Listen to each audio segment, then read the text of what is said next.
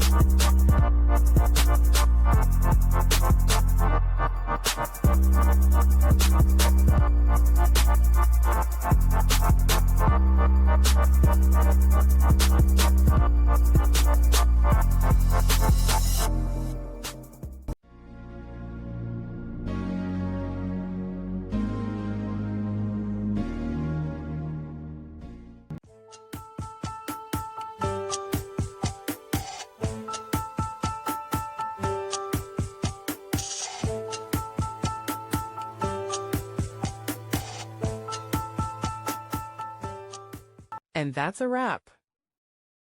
I hope you found the answer you were looking for. If you did, take a second to hit that subscribe button. It really helps out.